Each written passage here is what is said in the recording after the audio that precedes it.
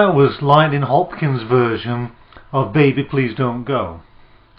I'm Jim Bruce, and this is the second in a series of 5 videos in which we look at the styles, the picking styles of 5 great bluesmen. That was a tune that Lightnin Hopkins used in the key of E, and it's a key that Hopkins favoured, although he could play in many keys, of course. He was a master bluesman. But the key of E gave him the facility to use that low bass E to great advantage to create a very bluesy Texas feel. In addition, Lightnin would often tune down his guitar 1 or 2 steps because he had a low voice, and it also made the guitar easy to handle as far as bending the strings around was concerned. He used a plastic thumb pick of this style, which meant that he could really hit the strings and let it ring. And also he would use this thumb pick to great advantage all across the fretboard, all along the board. He could play it down here to make it a hard, sharp sound, or he could play it up the fretboard to make it sweet.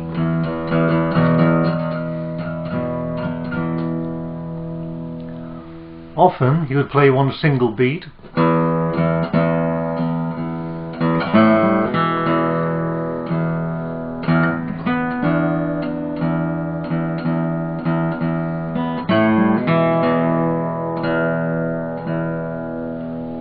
but he would double this beat and he would turn it into what he called a heartbeat.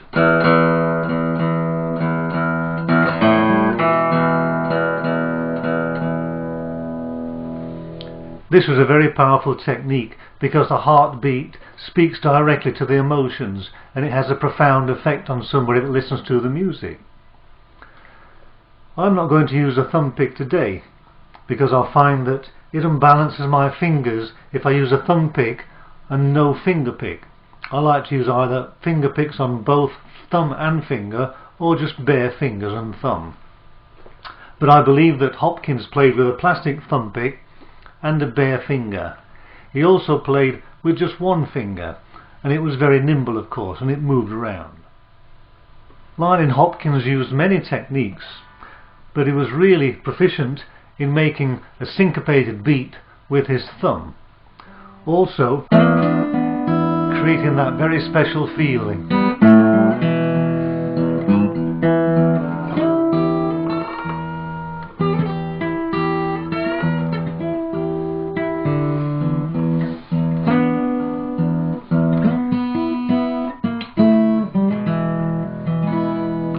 Which is exactly what we're trying to do. We're not trying to be the most slickest guitarist or the fastest or the one with the greatest technique. We're trying to provide that old authentic feeling so you can close your eyes and you're actually there in the blues. It's part of you, and you show people that part of this wonderful style of music. In this particular song we use the E chord, we use an A7 chord and a B7 chord. Now the B7 chord may be played in 2 variations depending on which bass note we hold down. In the first one we're going to hold down the A string on the 2nd fret, but we may push that finger over onto the bass E 2nd fret. It gives a little bit more flexibility. And now let's take a look in some detail how Lightnin Hopkins might have played one of the verses to this kind of song. First of all, you'll see my right hand in close-up, and I'll show the tablature below in this way. And after this, if you need it, you can watch my left hand as I show the tablature again, and the chord will appear in the corner of the screen as well. Let's go.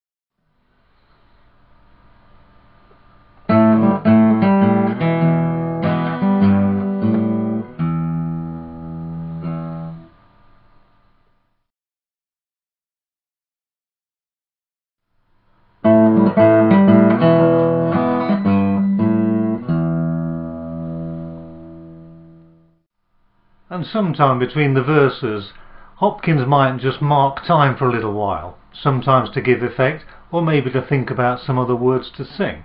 He'd do something like this. He'd strum, half pick, half strum, and he'd sort of move up and down the fretboard to give it a nice rhythmic effect, and also to change the tone of the guitar.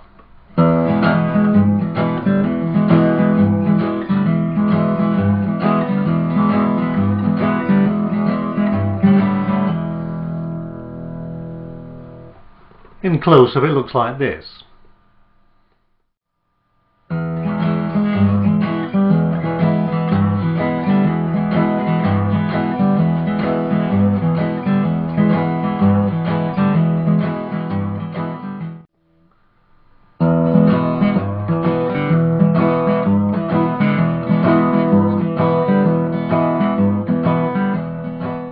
At some point in the song he might introduce a kind of a simple instrumental break.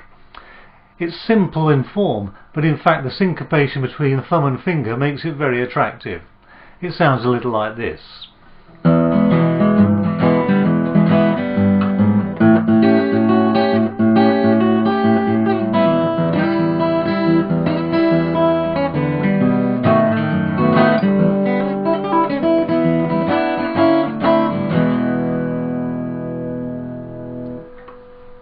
Let's take a look at that again in slow motion on my right hand and then later on my second hand.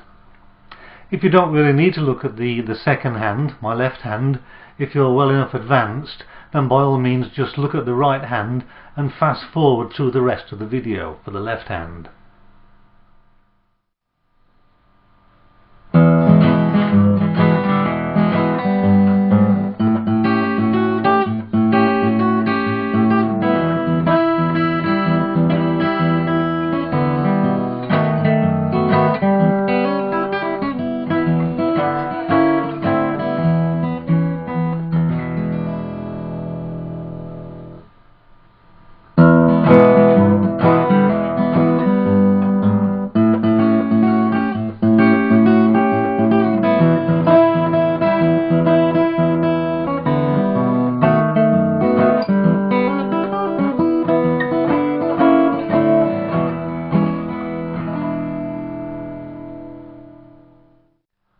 I hope that's given you some insight into the playing of Lightnin Hopkins, a truly great Texas bluesman. Of course his repertoire was huge, and there were many songs in many keys, but it's often his playing in E that really makes that tingle go down your spine. Don't forget to keep checking out TrueFire for my lessons, and pretty soon I'll have a virtual classroom ready to go. Take it easy, keep it real. I'll see you next time.